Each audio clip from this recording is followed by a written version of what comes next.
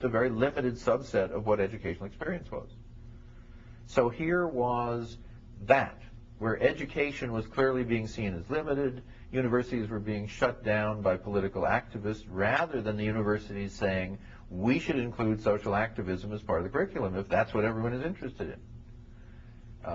Again, the feminist revolution, and people were discovering that their religious traditions, in many cases, had dried up.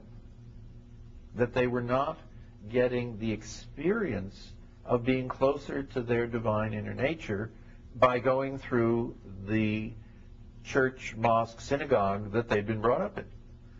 So they were trying to find new models.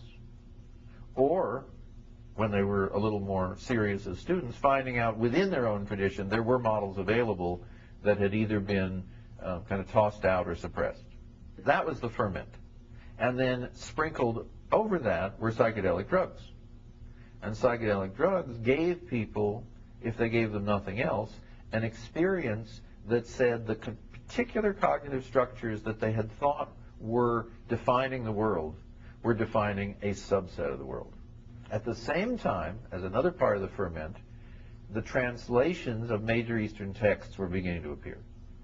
So that the idea of a bookstore that specialized in non-Western thought was, again, a wonderful novelty, and all of a sudden had a lot of people wanting to buy whatever was available.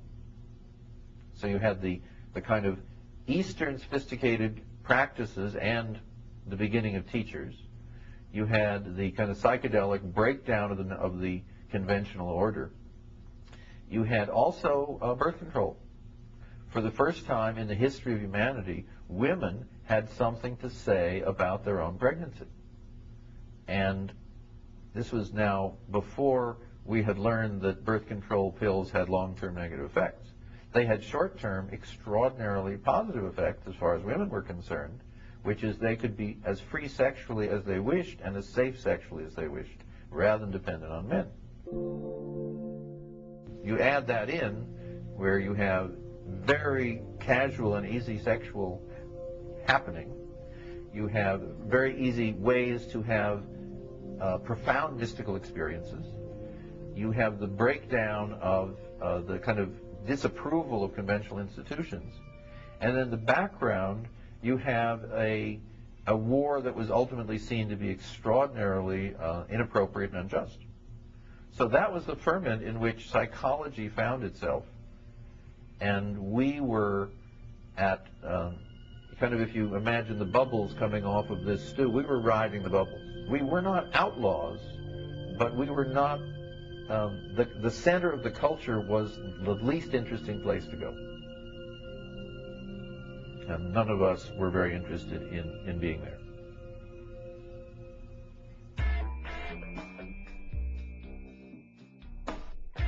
How did the field get created? In a sense, it was created as one of the experiments, just as communes where, you worked nude until you all got too sunburned and blistered. Or as one wonderful young man was telling me about a commune in Santa Cruz that had broken up, and I said, why did it break up? And he thought, and he said, well, everybody had slept with everybody, and then we went home. So there were a lot of experiments going on, and we were the experiments within the psychological framework.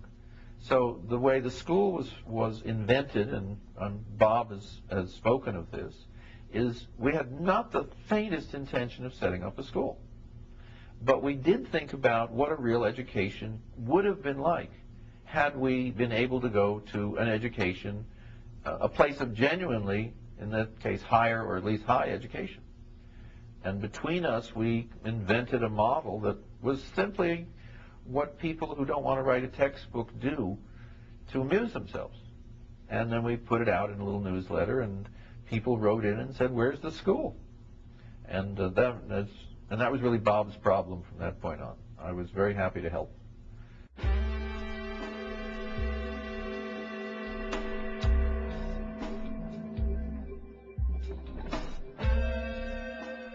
Well, we are the the place in the world where people assume the ideas are emerging.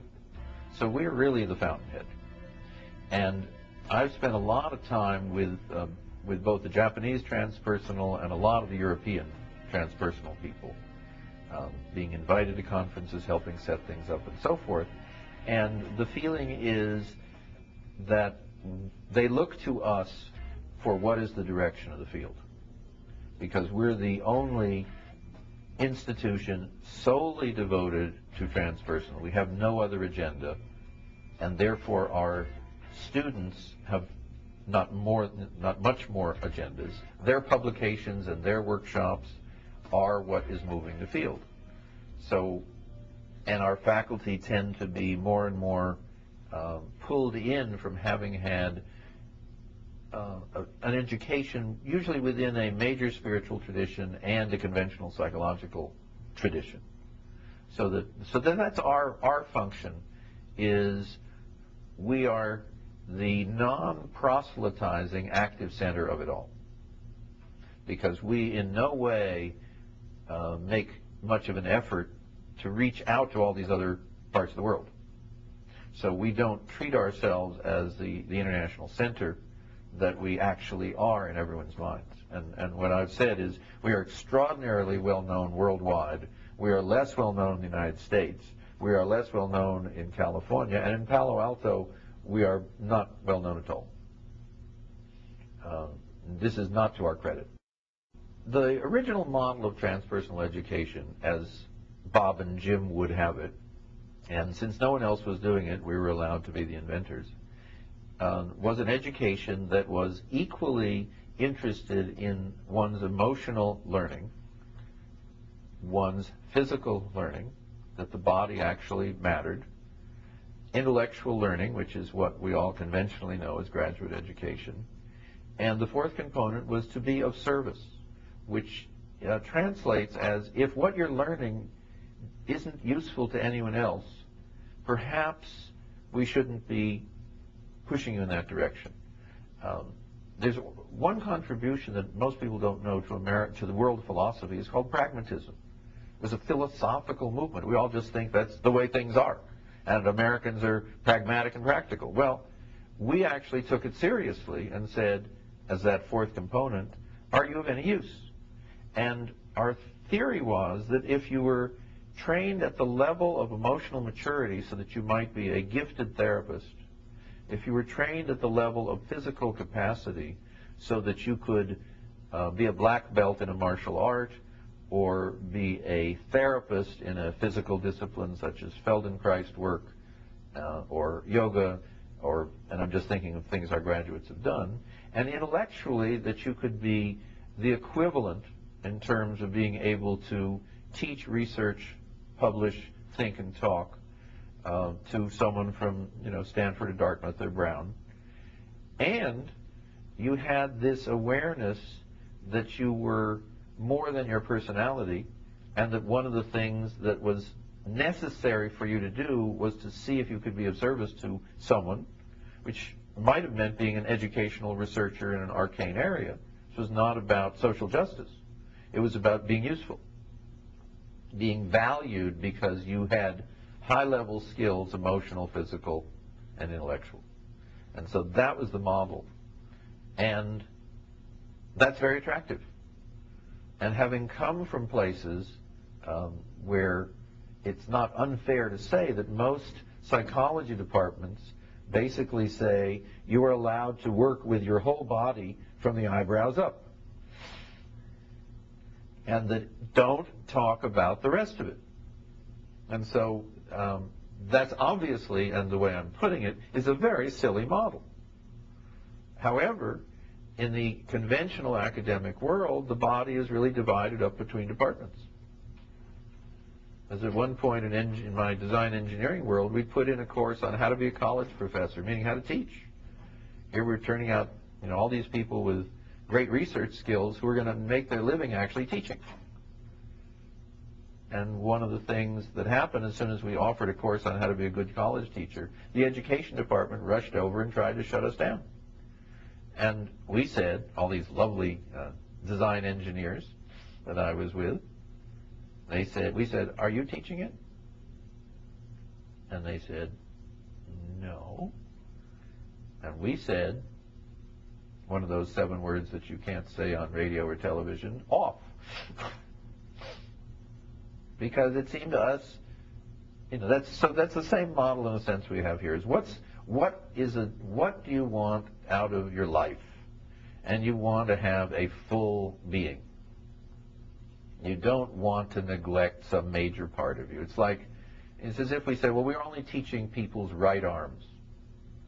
And you say, well, that's really dumb. And we'd say, well, but we know how to teach right arms, and we've got a department of right arms. And I'd say, but I want to be the whole person. He said, well, you can do that on your own, but we want to use most of your day and most of your evenings, and we want you to take a couple of years to do a whole thing about right arms. So the students who came here began to realize fairly quickly on that if they wanted a easy, cushy, simple education, go to Harvard, go to Stanford. If you wanted to really be stretched in ways that you couldn't imagine you would give yourself permission to be stretched, you came here. So we're a terribly difficult place to be because we are asking people to reevaluate in all those areas.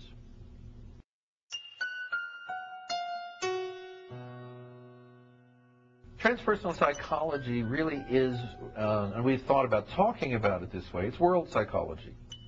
It's not American psychology. American psychology is pragmatism, scientific method, animal research, quantitative analysis.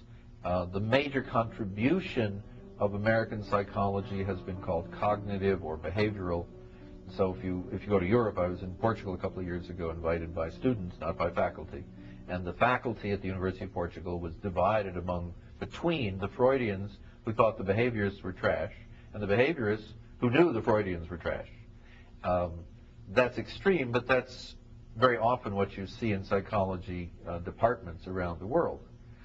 We started by realizing that the kinds of things we were interested in had only been explored in any depth within the spiritual traditions, so that we all found Buddhism initially intellectually so rich and so well developed and described so accurately the various areas of consciousness that interested us. So there was a lack for a number of years of really looking within the Christian tradition, and it's less visible in the Christian tradition, but again, explorers of consciousness have been there and mapped the same territory. We saw it in the Greek Eleusinian mysteries. We certainly saw it in a lot of the Kabbalah work, which was much of it coming out of the 12th and 13th century. In Europe, actually, is when the Kabbalah became kind of more developed. Certainly Hasidic Judaism was a form of ecstatic Judaism, which was much more in touch with the kinds of experiences we were studying.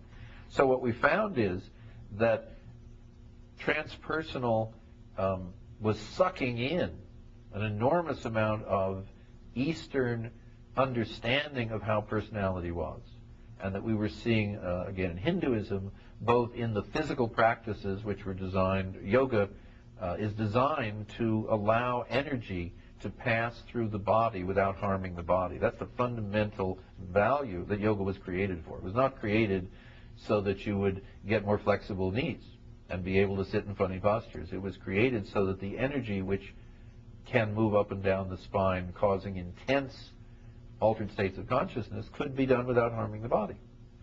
And then there were all the multiple gods or mythological energies described in Hindu mythology, which made sense to us in terms of what we were personally experiencing. So we were, as I've said earlier, we were explorers, and we would come, but unlike Columbus, we didn't come to this land and nobody was there to help us. We would land in Zen, and suddenly we were surrounded by people who said, "Oh, you finally made it. Have anything you want to know? I probably know." And they did. So we would come back with these great big treasure barrels of wisdom, and people would say, "Is this psychology?" And we'd say, uh-huh. But it isn't like anything I ever studied in out or suppressed. That was the ferment. And then sprinkled over that were psychedelic drugs. And psychedelic drugs gave people, if they gave them nothing else, an experience that said the particular cognitive structures that they had thought were defining the world were defining a subset of the world. At the same time, as another part of the ferment, the translations of major Eastern texts were beginning to appear. So cases had dried up, that they were not getting the experience of being closer to their divine inner nature by going through the church, mosque, synagogue that they'd been brought up in. So they were trying to find new models.